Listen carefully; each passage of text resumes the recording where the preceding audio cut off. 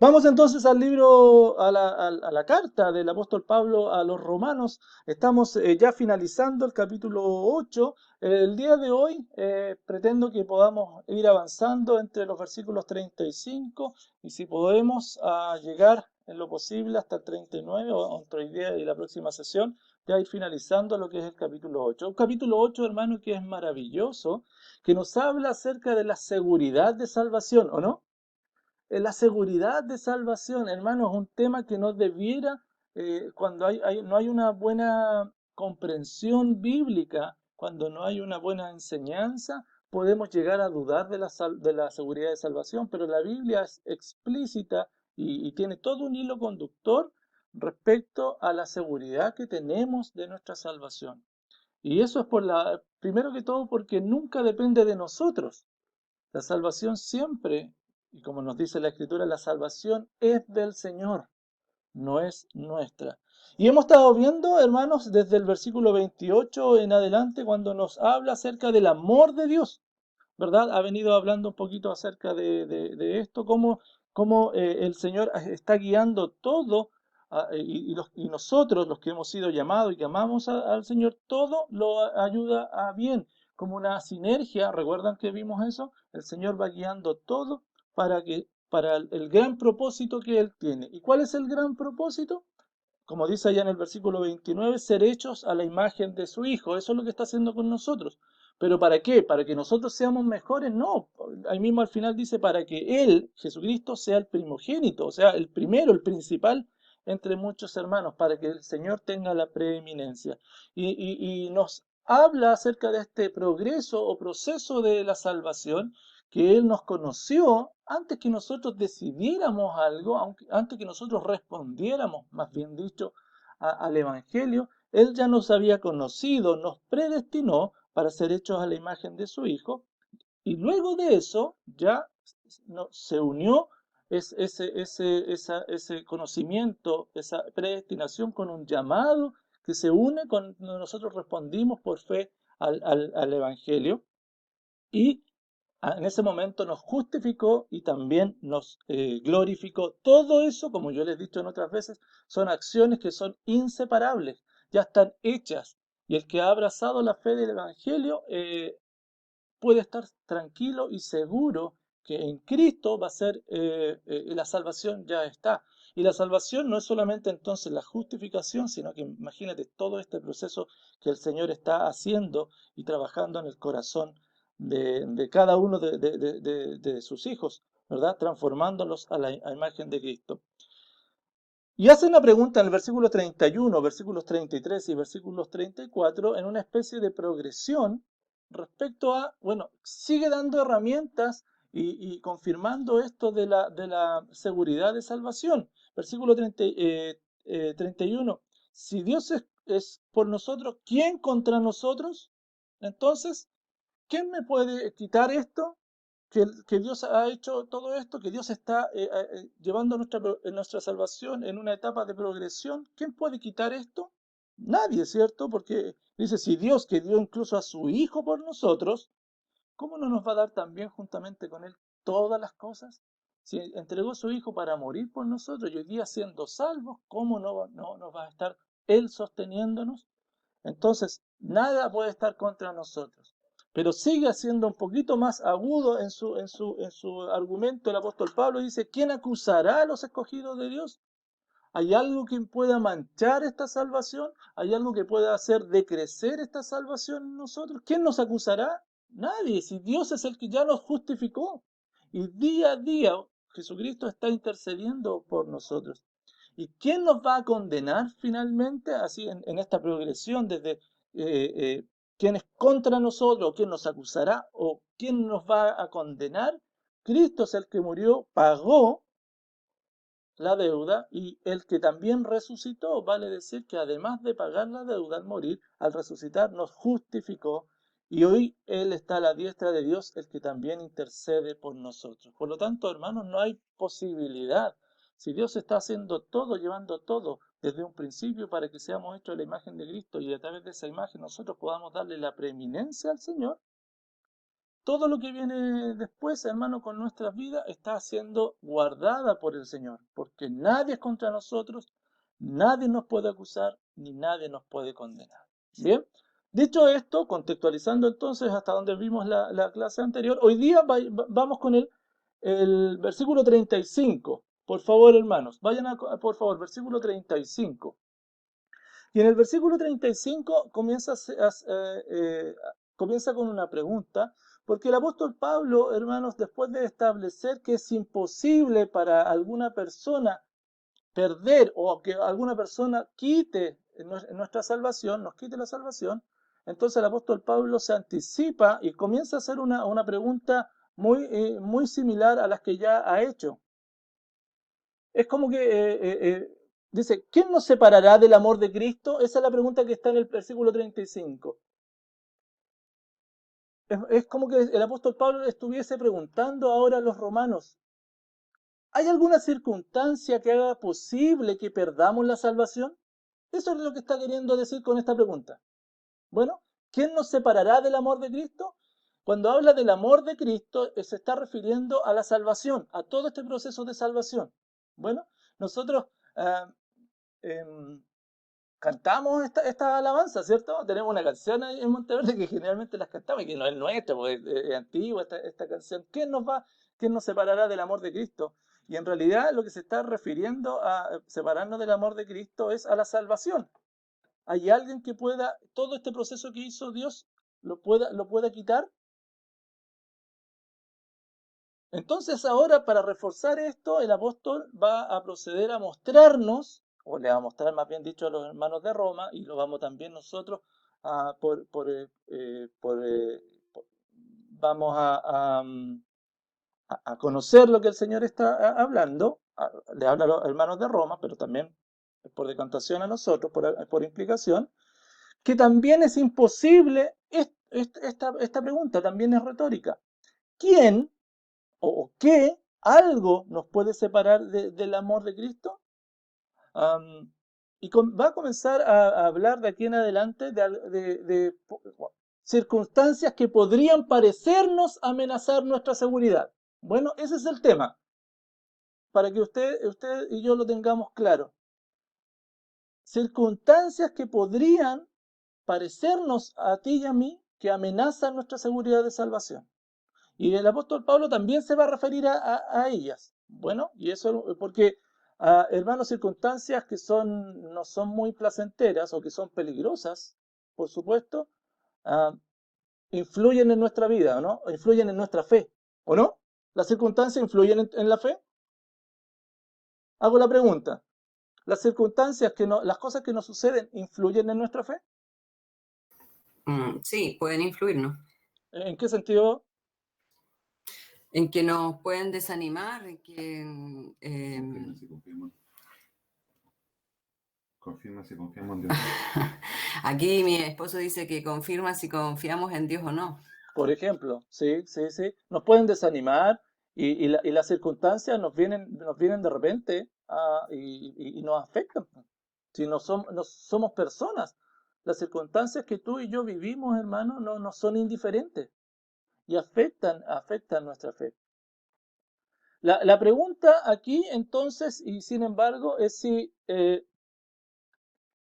las circunstancias pueden causar a los creyentes o lo pueden llevar a pecar de forma que pierdan la salvación. Bueno, si las circunstancias pueden hacer al creyente pecar de tal forma que perdamos la salvación. ¿Qué creen ustedes, hermanos? Hago la pregunta. Yo creo que no. No, ¿Que no? ¿No? ¿Ya? Las circunstancias, nada de lo que... De repente vienen circunstancias externas fuertes o cualquier circunstancia en realidad y nos pueden llevar a pecar. Hago la pregunta. Esa es la pregunta. ¿Las circunstancias externas, las cosas que nos sucedan, nos pueden llevar a pecar? Sí, podrían llevarnos a pecar. Sí. Hay veces que sí. Nuestra fe se debilita y perdemos nuestra confianza en el Señor, lo cual ya es pecado. Porque el Señor es digno de ser adorado en todo momento y es digno de ser confiado en todo momento. Ahora, la pregunta es si es que ese pecado nos puede llevar además a perder la salvación. Si somos escogidos, no. Claro, porque la pregunta entonces es lo siguiente, hermano.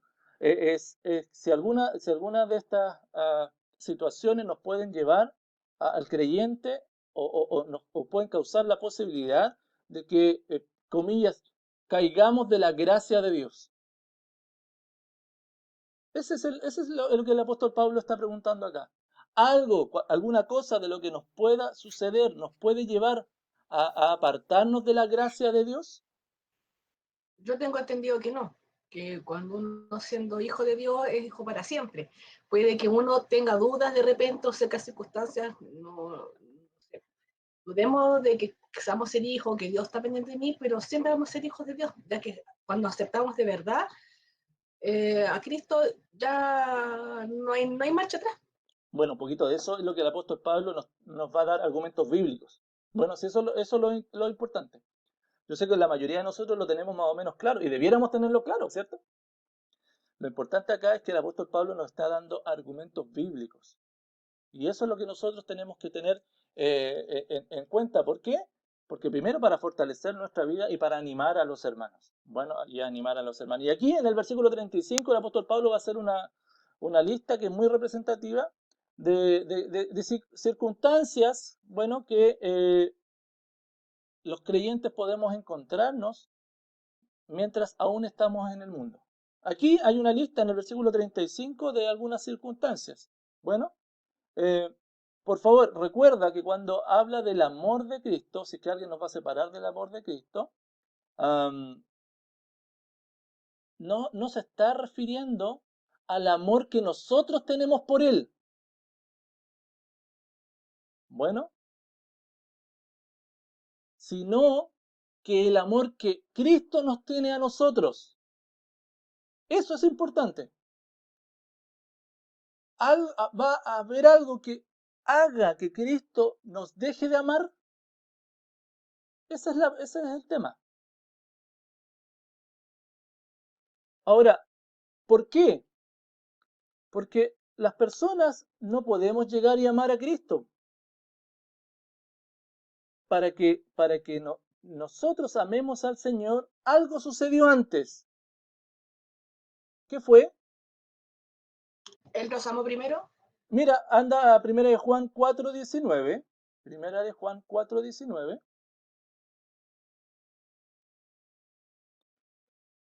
Si alguien lo puede leer, le agradezco. 1 de Juan 4:19. Nosotros le amamos a Él porque Él nos amó primero. Claro, Él nos amó primero, por lo tanto la respuesta que nosotros damos al Señor es porque primero Él nos amó. Bueno, siempre, y ese es el contexto que está hablando acá del amor de Cristo. Bueno, y como les decía antes, en este contexto representa lo que es la salvación. Y Pablo está haciendo una pregunta retórica, si es que hay alguna circunstancia que sea suficientemente poderosa para causar que un verdadero creyente le dé la espalda a Cristo. Y que por esa razón Cristo deje de amarlo. Bueno, que un verdadero creyente le dé la espalda al Señor y porque uno, metafóricamente hablando, no sé, peque o cualquier otra circunstancia, y por esa razón Cristo deje de amarlo. Bueno, un poquito de eso, el apóstol Juan, vayan a Juan por favor, capítulo 13, versículo 1. Juan 13, 1. Y si alguien lo puede leer, mira algunas características del amor de Cristo, porque de esto se trata, recuerda. Cuando nos habla que si alguien nos va a separar del amor de Cristo, es que si Cristo puede dejar en algún momento de amarnos. Si alguien lo tiene, Juan 13:1, bienvenido, por favor, lo pueda leer. Ante la fiesta de la Pascua, Jesús sabía que la hora había llegado para que pasara de este mundo a su Padre, habiendo amado a los suyos que estaban en este mundo. Los amó hasta el fin. Los amó hasta el fin. Bueno, y el apóstol Juan es claro en la primera epístola, como lo vamos a estar viendo, que cuando dice hasta el fin no se refiere simplemente al fin de la vida de Jesús aquí en la tierra, sino que a la vida del creyente, de sus hijos acá en la tierra. Bueno, los amó hasta el fin de la vida de ellos. Eso es lo que está diciendo. Por lo tanto, qué importante, hermano, como vamos a ir sumando algunos de estos argumentos, que aunque nosotros pequemos, aunque nosotros muchas veces nuestra fe se debilite, el amor de Cristo jamás cambia por nosotros. Mire, por favor, les invito a que vayan a Primera de Juan para corroborar lo que vimos delante, de que nos amó que amó a los suyos hasta el fin, de Juan 13:1. En Primera de Juan 4, 9 y 10 y 17, por favor. Primera de Juan 4, 9, 10 y 17. Si alguien lo puede leer.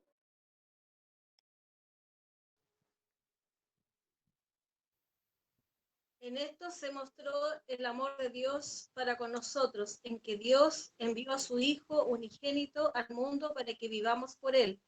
En esto consiste el amor, no en que nosotros hayamos amado a Dios, sino en que Él nos amó a nosotros y envió a su Hijo en propiciación por nuestros pecados. ¿Y el 17 qué dice? 17. En esto se ha perfeccionado el amor en nosotros, para que tengáis confianza en el día del juicio, pues como Él es, así somos nosotros en este mundo. El Señor nos ha amado de tal forma que tenemos que tener confianza hasta el último día, porque su amor no cambia. ¿Por qué? ¿Por qué su amor no cambia? Hago la pregunta. ¿Por qué creen ustedes que podemos confiar que Dios, o que en este caso Cristo, Dios mismo, por supuesto, cuando nos amó eternamente? ¿Por qué podemos decir que ese amor no va a cambiar? Porque uno de sus atributos es que Él no cambia. Por lo tanto, nada en Él va a cambiar nunca. Perfecto.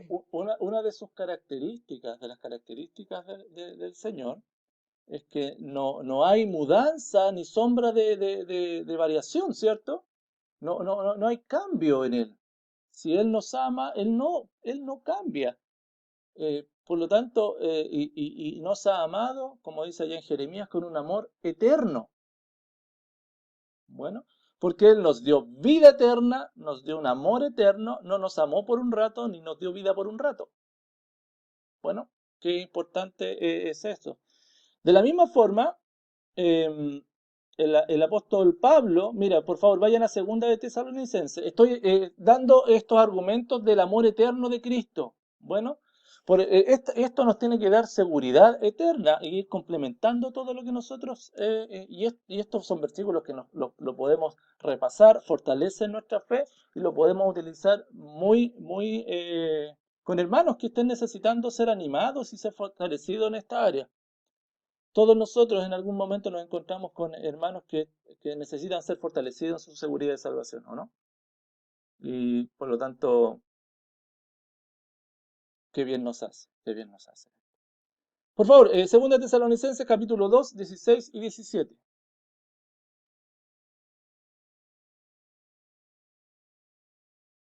¿Alguien lo puede leer? 2 de Tesalonicenses capítulo 2, versículos 16 al 17.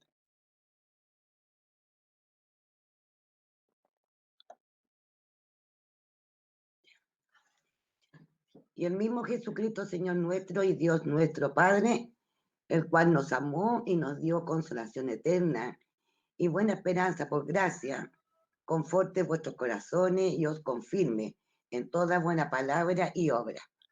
Gracias, hermana Jimena. ¿Se dan cuenta que este Jesucristo nos amó? ¿De qué forma nos amó? Nos amó y nos dio consolación eterna. Bueno, Y además no solamente eso, sino que nos dio una buena esperanza por gracia. Ah, qué maravilloso eso, pues si te das cuenta, ¿no? Nos amó y nos consoló de manera eterna y nos dio una esperanza, una buena esperanza por gracia. Lo hemos visto la carta a Pedro, ¿cierto? Esta esperanza viva. ¿Se acuerdan que lo hemos visto? Que nos ha dado el Señor Jesucristo. Entonces, hermanos, por definición, entonces, lo que es eterno, por supuesto, no tiene fin. Por definición, lo que es eterno. Por lo tanto, el amor de Cristo hacia nosotros, hermanos, no tiene fin. No tiene fin. Ahora bien, vayamos al versículo 35 y veamos esta lista de circunstancias que pudieran amenazar nuestra seguridad de salvación o que nos pudiera parecer que amenazan. La primera que habla acá, para que las tengamos bien identificadas, es tribulación. Bueno, tribulación. ¿Qué es una tribulación? Muchas veces nosotros lo asociamos con problemas, ¿verdad? Con pruebas.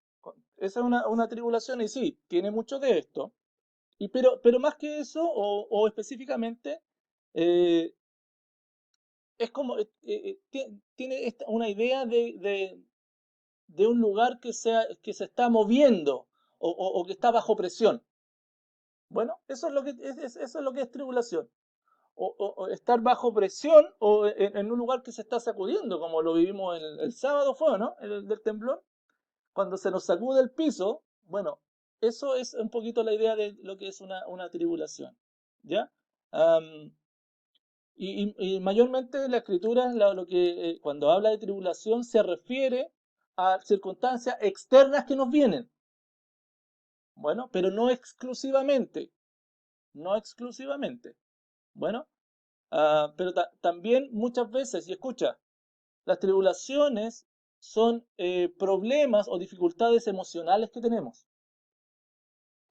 ¿Los creyentes podemos tener dificultades emocionales?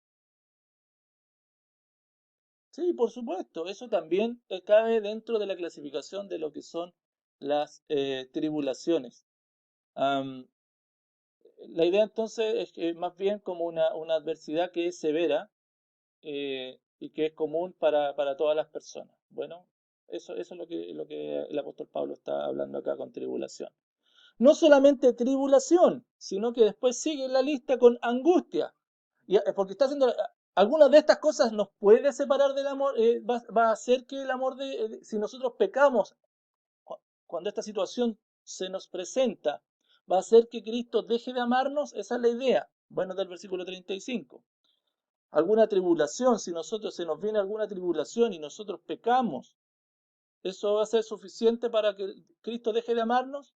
No, es una pregunta retórica lo que aparece acá.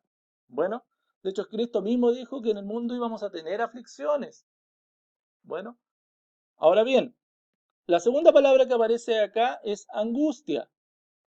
Bueno, angustia.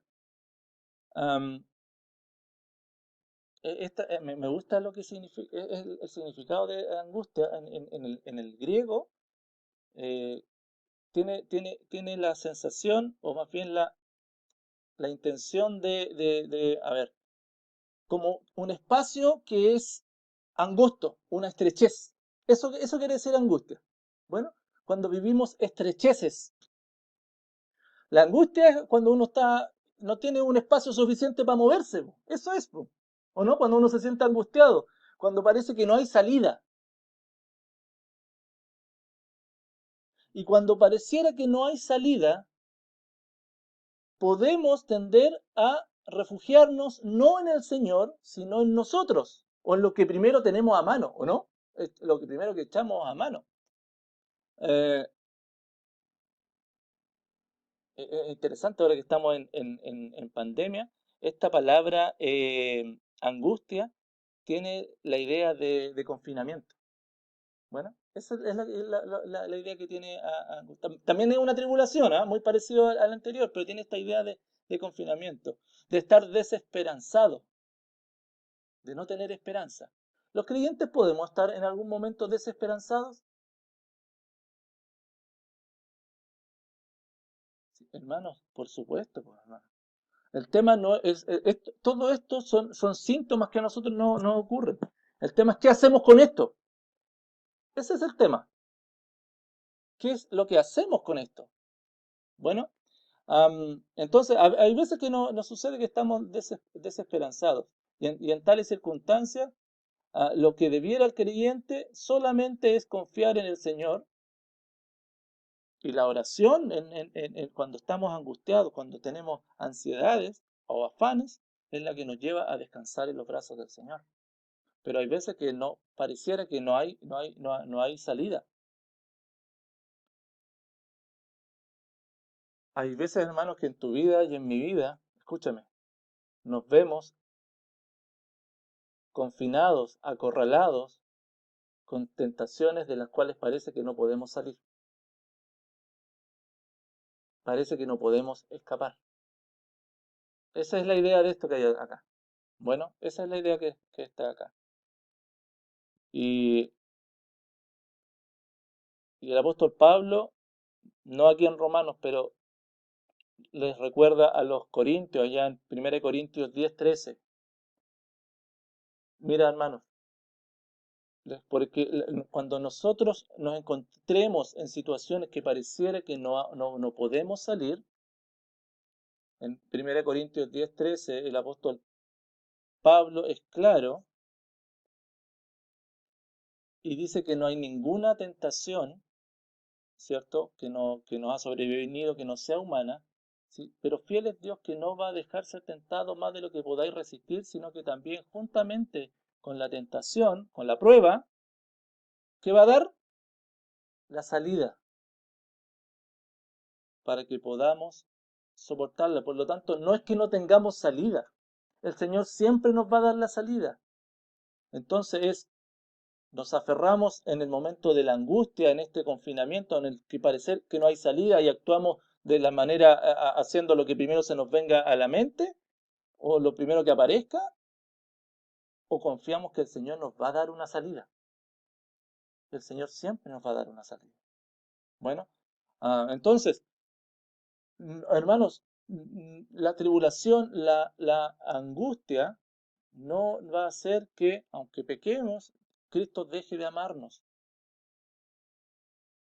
Y el Señor, hasta que hasta que Él nos provea una salida, también nos va a proveer el poder para resistirla, para poder soportarla. Bueno, qué importante eso entonces. La otra circunstancia es la persecución, porque dice tribulación, angustia o persecución. Y la persecución, hermano, se refiere a aflicciones que son sufridas en el nombre de Cristo. Por ser cristiano, en ese entonces los hermanos estaban siendo perseguidos, ¿no? Sí, pues. Hoy día nosotros estamos siendo perseguidos, hermano.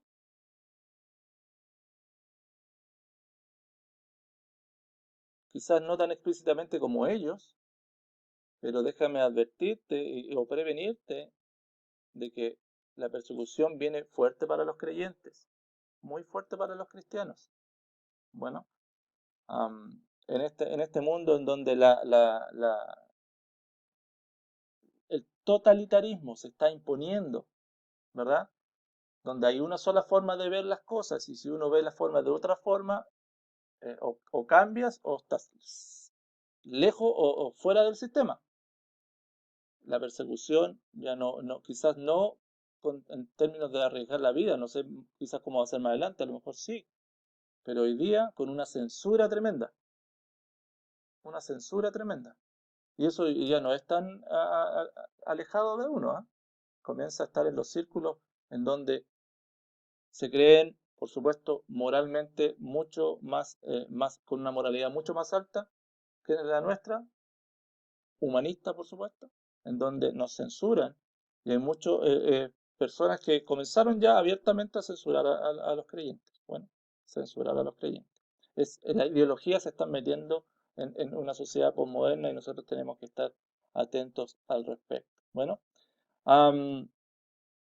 las persecuciones, hermanos, nunca son placenteras, por supuesto. Pero el Señor dio una doble promesa. Mira, por favor, vayan a Mateo 5, 10 al 12. Si alguien lo puede leer, por favor, yo les invito, si me colaboran, yo les agradezco, hermano. Mateo 5, 10 al 12. Y aquí hay una doble promesa. ¿Cuál es? ¿Cuál es? La vamos a ver, pero en la persecución. ¿Cuál es?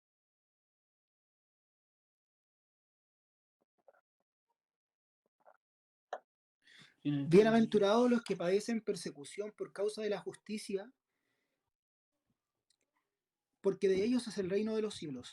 Bienaventurados sois cuando por mi causa os vituperen y os persiga y digan toda clase de mal contra vosotros mintiendo. Gozaos y alegraos, porque vuestro galardón es grande en los cielos, porque así persiguieron a los profetas que fueron antes de vosotros. Gracias. Sí, pues, aquí bueno, primero hay una promesa que es la bendición por el sufrimiento por el nombre de Cristo. Primero tiene que ver con un regocijarnos, ¿cierto? Y también esperar porque el galardón en el cielo es grande. Los profetas antes nuestros también fueron perseguidos y los cristianos, después de eso que Cristo habló, también fueron perseguidos, pues siempre han sido perseguidos. Pero hermanos, hay una bendición de un gozo y también de una premiación. Y es Jesucristo el que lo dice. Además de eso, la persecución, hermanos, estamos allá, dice la persecución o hambre. Bueno, preparémonos para esto, pues, hermano, porque muchas veces el resultado de la persecución viene el hambre. ¿Por qué? Porque los cristianos, como son discriminados, en ese entonces eran discriminados, no podían, eran discriminados en todo sentido, pues. Para elegir un trabajo, por ejemplo, no eran discriminados por ser cristianos, eran los últimos de la sociedad y no le daban el trabajo al cristiano. Por lo tanto, no podían costear sus comidas. E incluso muchos creyentes en ese entonces eran puestos en la cárcel por su fe. Y bueno, el hambre por eso venía. Entonces, hermanos, tenemos que estar totalmente atentos a las señales de los tiempos, cómo están sucediendo las cosas hoy en día. Bueno, además de esto, dice hambre o desnudez. Aquí no está hablando literalmente de una desnudez del cuerpo, bueno, solamente, bueno, sino que más bien dicho, esto tiene que ver con una destitución de todo. Por lo tanto, como no tiene recursos, la persona no va a tener la posibilidad incluso de acceder a comprarse ropa para sí mismo, para poder vestirse.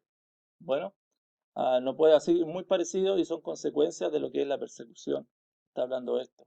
Pero también, pero por sobre todo y de un nivel mucho más amplio, lo que habla de la desnudez tiene que ver con un nivel de vulnerabilidad. Bueno, eso es como el tema aquí, de no estar protegido. Bueno, eso. Entonces, y hay veces que nos vamos a encontrar con estas circunstancias. Por favor, hermanos, todas estas son circunstancias que el creyente va a vivir. Va a vivir de una forma u otra. Y hay veces que esto nos va a llevar a debilitar nuestra fe. Pero aún así, el amor de Cristo no cambia. Nada, como hace la pregunta, ¿quién nos separará del amor de Cristo? Aunque nosotros pequemos, aunque estas situaciones muchas veces nos hagan distraernos, nos confundan, nos desborden, y por consiguiente dejemos de confiar en el Señor, su amor no nos deja. Su amor no nos deja. Bueno, ¿qué más? Versículo 35 entonces. Peligro o espada. Bueno, peligro porque los cristianos también muchas veces son expuestos al peligro en general. Muchas veces el peligro por traición o el maltrato. Bueno, y eso nos puede llevar, insisto en el tema, a, a no confiar en el Señor como debiéramos confiar. Y por último dice espada. Bueno, otra circunstancia que podría afectarnos. Y esto es como, no una espada como uno conoce, en el primer siglo se ocupaban unas dagas que eran más o menos largas y eran frecuentemente utilizadas para asesinar. Bueno, eh, y esto es un símbolo que Pablo está utilizando de muerte y sugiere el asesinato. Bueno, ah, y muchos creyentes también van a llegar a eso. Entonces, cuando uno vea estos temas y no sé, uno vea que alguien ha muerto, este lenguaje que estamos nosotros hoy día quizás es un poquito lejano para nosotros, ¿no? Pero hermano, no es que no ocurra. Quizás gracias al Señor, bueno, el Señor lo ha permitido así, pero en otros países esto ocurre.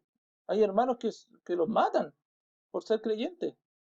Y eso muchas veces puede afectar el ánimo de la congregación, ¿o no? ¿Sí?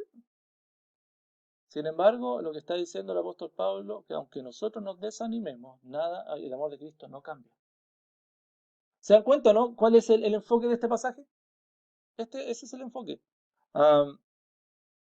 Y ojo que el apóstol Pablo no estaba hablando en teoría. El apóstol Pablo pasó por estas cosas, ¿o no?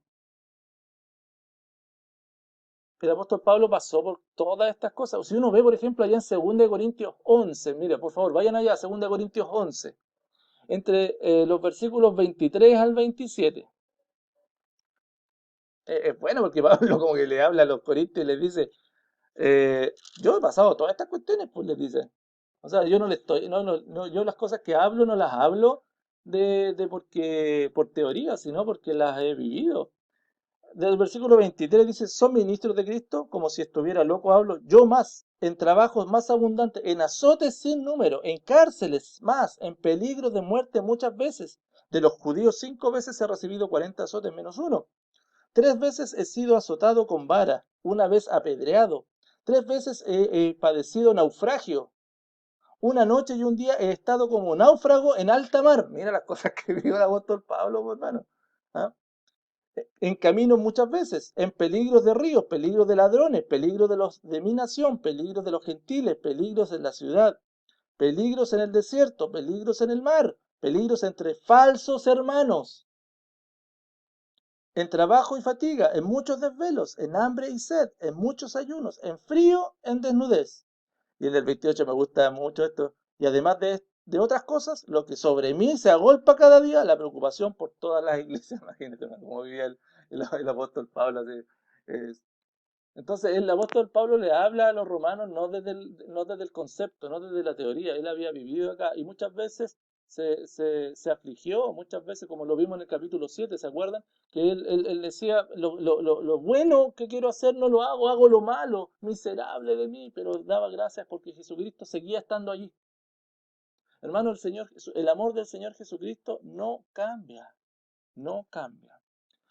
En el versículo 36 es muy lindo, hermano, porque lo que hace el apóstol Pablo acá, cita el Salmo 44, 22. Bueno, el Salmo 44, 22. Como está escrito, por causa de ti somos muertos todo el tiempo, somos contados como ovejas de matadero. Bueno, eso es lo que está haciendo el Salmo 44, 22, es lo que el apóstol Pablo está... o sea, lo que el apóstol, en otras palabras, los cristianos no deberíamos sorprendernos. Eso es lo que el apóstol Pablo está diciendo, porque esto está escrito. Mira, le está diciendo a los hermanos del primer siglo, no se sorprendan porque esto ya está escrito. 1000 años antes se escribió. Ustedes no se sorprendan porque esto les va a suceder. Ya está escrito. Bueno, y ahora para nosotros está doblemente escrito. ¿O no?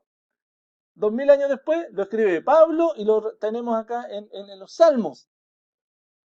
Por lo tanto, está doblemente escrito para nosotros que esto, por lo tanto, no hay que sorprenderse de que vayan a ocurrir situaciones. Por lo tanto, no debieran sorprendernos ni tampoco afectarnos en términos de que nos podamos desalentar.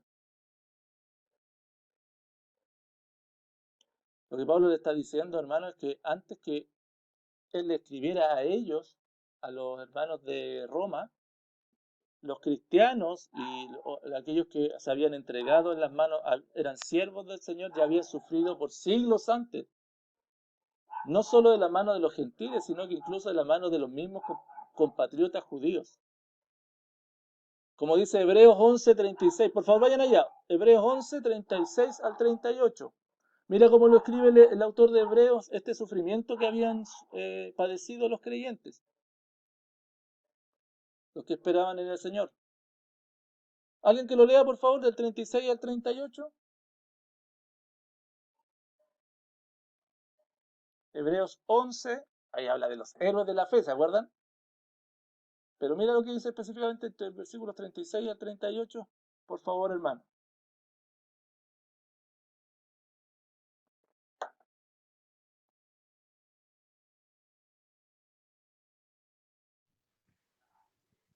Otros experimentaron vituperios y azotes, y además de esto prisiones y cárceles. Fueron apedreados, aserrados, puestos a prueba, muertos a filo de espada, anduvieron de acá para allá, cubiertos de pieles de ovejas y de cabras, pobres, angustiados, maltratados, de los cuales el mundo no era digno, errando por los desiertos, por los montes, por las cuevas y por las cavernas de la tierra. Y todos estos, aunque alcanzaron buen testimonio mediante la fe, no recibieron lo prometido. Hasta ahí nomás. Se dieron cuenta que ya antes los héroes de la fe habían ya sufrido muchas cosas. Por lo tanto, todo lo contrario. Y el apóstol Pablo lo que está diciéndole a los romanos entonces es que el amor de Cristo no los va a dejar. Entonces eso no es una excusa para que ellos se debiliten en la fe. Todo lo contrario, deben estar fortalecidos y estar conscientes que todas estas situaciones les pueden suceder, pero que aún así nada los va a apartar del amor de Dios. Bueno, nada. Porque hermanos, el costo de la fidelidad a Dios siempre ha sido alto, ¿o no? El costo a la fidelidad de Dios siempre ha sido alto, no es algo que sea así muy llevadero.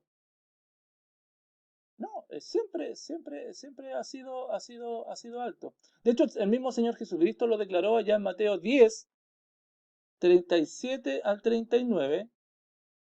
Mateo 10, 37 al 39. Mira lo que dijo el Señor.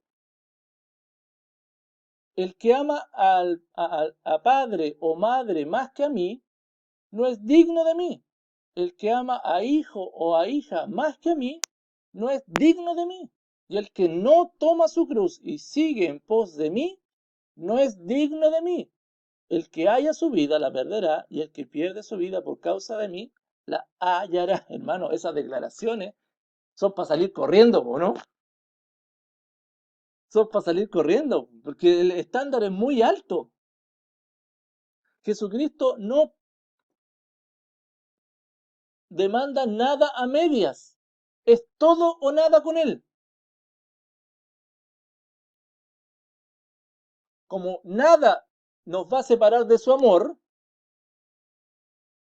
como Él prometió estar con nosotros todos los días, entonces Él demanda de nosotros todo.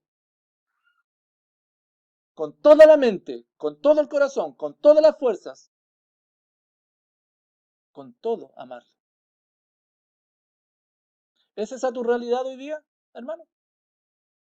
¿Estás amando al Señor con todo?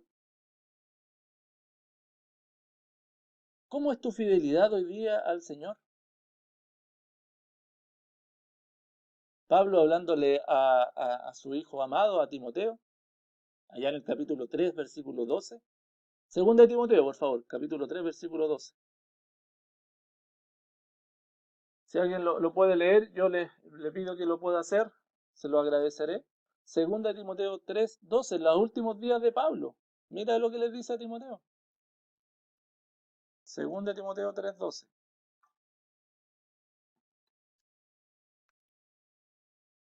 ¿Qué dice? Todos los que quieran vivir con reverencia a Dios en Jesucristo serán perseguidos. Qué buena tu versión, Miriam. Me gustó. ¿Qué versión es? En la pechita, en la traducción La pe- del arameo, Sí, sí, sí, la pechita es muy buena. sí, Sí, es la la traducción del pechita. arameo. Oye, pero mira lo que dice, y también todos los que quieran vivir en reverencia a Cristo. Sí, porque esa es una buena traducción para lo que es piadosamente, en devoción al Señor. Todos los que quieran vivir honrando a Cristo, en reverencia a Cristo, padecerán persecución. Es así, no hay posibilidad de que esto no sea. Bueno, no hay posibilidad de que esto no sea. Todos. Y cuando dice todo, es todo. Y la persecución, como lo vimos delante, viene de distintos lados. Viene de distintos frentes. Bueno, entonces hermanos, en otras palabras, lo que el apóstol Pablo está diciéndole a estos hermanos, que si un cristiano que profesa serlo peca o le da la espalda a Dios y vive persistentemente en el pecado,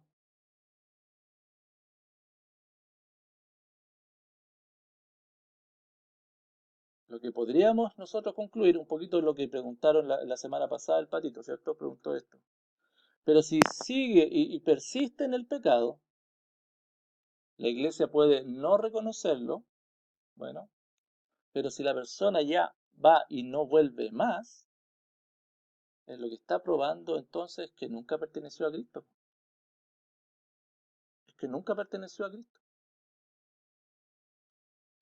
Y nosotros como iglesia, ¿qué hacemos cuando alguien, si lo tenemos que tomar por gentiles, es porque no reconocemos su profesión de fe? Esperamos que alguna vez se arrepienta, pero mientras no haya arrepentimiento, es porque para nosotros un gentil va a decir alguien que nunca perteneció a Cristo. ¿Me explico, hermanos? Por lo tanto, debe ser predicado el Evangelio. ¿En algún momento él puede venir de vuelta a la iglesia? Sí, por supuesto, y arrepentirse, sí, y ojalá que sea así. Pero si vemos que una persona permanentemente está en el pecado, lo que está probando es que no pertenece al Señor. Porque el Señor Jesucristo dice, a pesar de cualquier circunstancia que te ocurra, mi amor no se va a separar de ti. Y el Señor va a estar ahí en todo momento.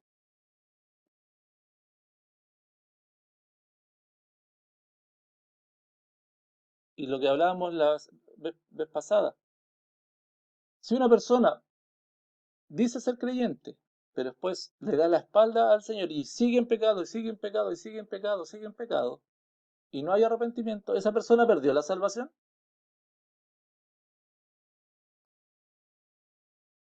No, no la perdió. ¿Sabe por qué no la perdió? Porque nunca la recibió.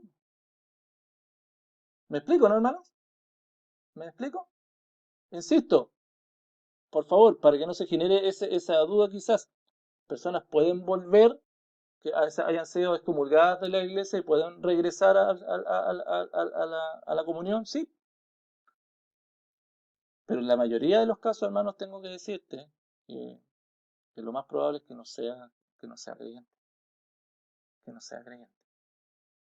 Bueno, en 1 de Juan 2:19, por favor, vayan allá, hermanos. Si tienen dudas, consulta, háganla, hermanos. Este es el momento para poder hacerlo. Bueno, en 1 de Juan 2:19, si alguien lo puede leer, se lo agradecería, por favor. 1 de Juan 2:19.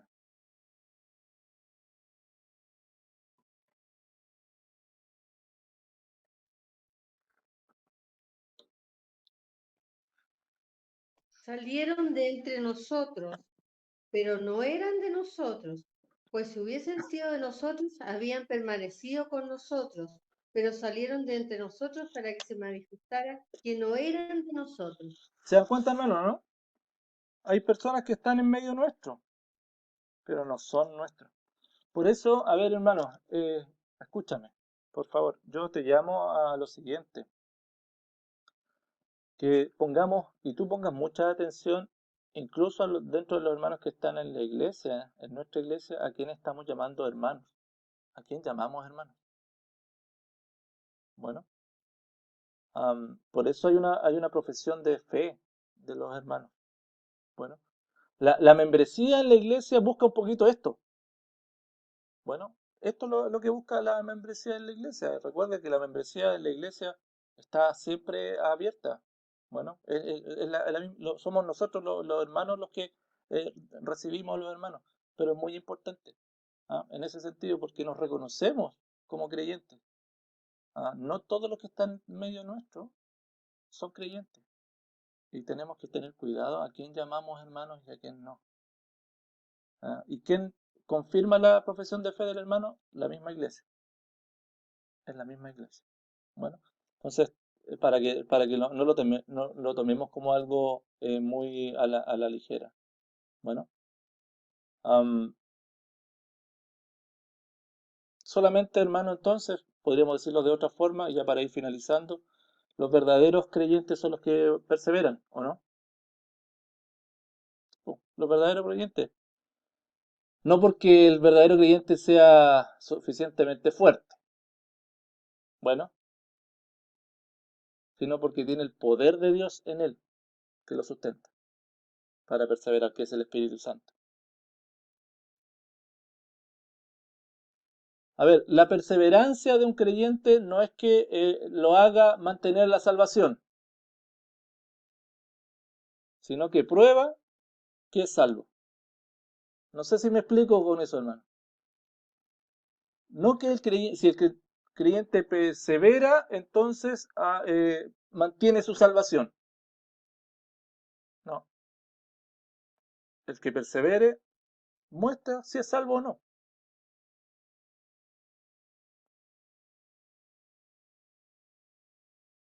Porque, hermano, los que caen o dejan de perseverar no solamente demuestran su falta de, no sé, su falta de fe, su falta de confianza.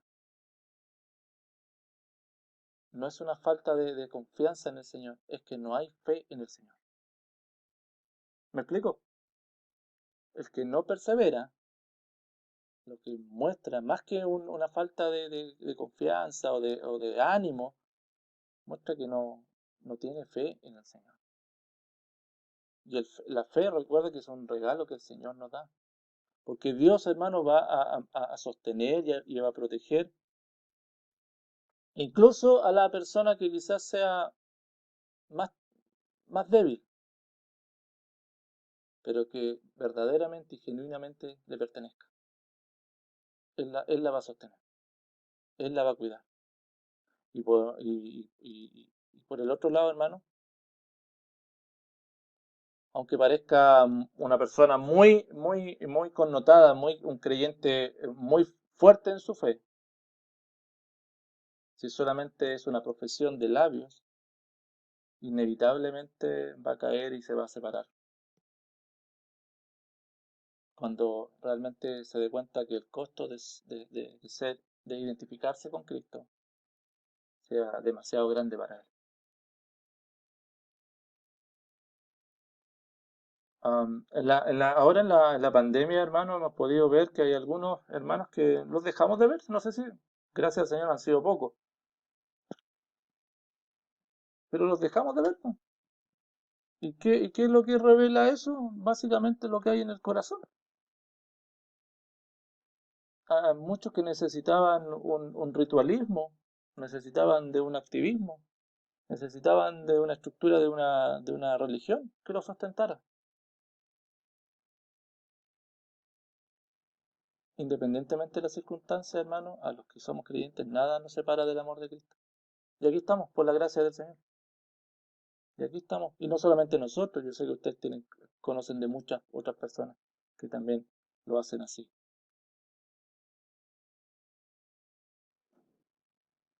En Juan 8, 31 y 32, el Señor Jesucristo decía estas palabras. Y le hablaba a los judíos que estaban ahí. Si vosotros permaneciereis en mis palabras, seréis verdaderamente mis discípulos. Estamos en Juan 8, 31 y 32. Y conoceréis la verdad, y la verdad os hará libre.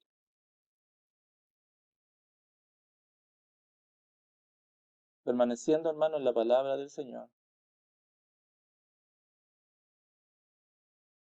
es la muestra de ser un genuino creyente. Confirma realmente la salvación del creyente. La ausencia de permanecer en la palabra del Señor, por otro lado, confirma la condición de perdido. Así que, hermanos queridos, nada nos va a separar del amor de Cristo. Qué lindo ánimo tiene que ser para nosotros. Porque nosotros solamente podemos amarle a Él porque Él nos amó primero. Solamente podemos sostenernos en el Señor porque Él nos sostiene antes. Solamente podemos sobrevivir a estas amenazas, a estas circunstancias que son amenazantes y resistirlas o cualquier obstáculo espiritual que nos venga, que tanto el mundo puede ser o quizás incluso el enemigo ponga en nuestro camino, como dice aquí en el versículo 37. Antes, en todas estas cosas, somos más que vencedores por medio de aquel que nos amó. Cualquier situación que nos ocurra, antes somos más que vencedores. La próxima sesión vamos a estar finalizando con esto. ¿Qué significa esto de ser más que vencedores? Pero ¿por qué podemos ser más de vencedores? Porque Él nos amó y nada nos va a separar de su amor. Por lo tanto, y vuelvo al contexto más general para ir finalizando. ¿Se dan cuenta que hay una seguridad tremenda en el Señor? ¿Se dan cuenta que hay una seguridad tremenda? Que Él nos amó primero y que nada nos va a separar de su amor. Y que aunque sucedan miles de situaciones que nos puedan venir, como ya las enumeramos, somos más que vencedores. Porque Él nos amó. Y estamos seguros en Él. Así que, hermano querido, yo te animo, agradecemos al Señor por la posibilidad que nos da entonces de estar siendo animados por la palabra. Pero, hermano, nada nos va a separar de su amor. Él no se va. Él no se va. Por lo tanto, dígame.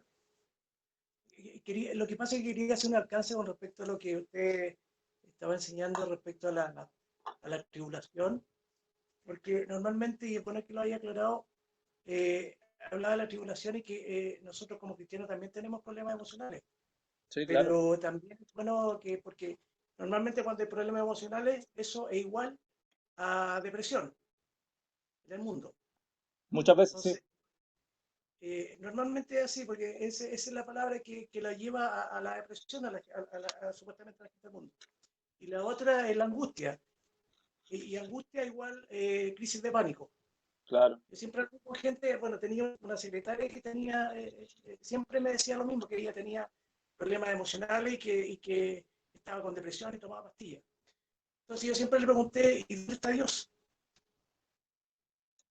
Entonces, bueno, es lo que hay, el alcance que hizo usted, pastor, que la salida está, no hay otra alternativa. Sí. Es bueno aclarar que lo haya aclarado.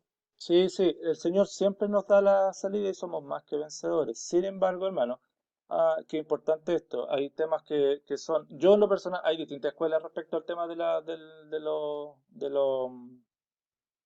problemas emocionales. Hay personas y hermanos que totalmente las quitan y las demonizan. Yo en realidad no soy de ese lado. Pero sí, yo creo que es súper importante ver realmente cuál es la perspectiva. Y el Señor es el que nos sostiene. Bueno, el Señor es el que nos sostiene. Yo tengo la convicción, hermano, que hay veces que las pastillas pueden ayudar como calmantes. Y no solamente en estos casos, sino como cualquier cosa en la vida, como cualquier problema fisiológico, porque no solamente son emocionales, son fisiológicos. Pueden calmar, pero no solucionan los temas de fondo. Bueno, el que soluciona el tema de fondo, por supuesto, y que pone la paz en el corazón es el Señor. Y puede ser que el Señor permita que alguna persona, incluso un creyente, viva con esto. Sí, también puede ser eso, como cualquier otra circunstancia. Y bueno, Ahí tenemos que ver entonces cuánto nosotros podemos estar considerando al Señor en esto y que nuestro refugio, que nuestra dependencia esté en el Señor y no simplemente en los calmantes. No sé si me explico, hermano. Es súper importante, ¿ah? En otro momento quizás lo podemos ahondar un poquito más, pero creo que es importante que tengamos claro cuál es la visión bíblica de esto, porque si no, nos podemos confundir y podemos hacer de algo que nos puede ayudar simplemente a calmar algo, podemos hacer que sea nuestra dependencia. Y nuestra dependencia siempre está en el Señor. Siempre está en el Señor. Bueno,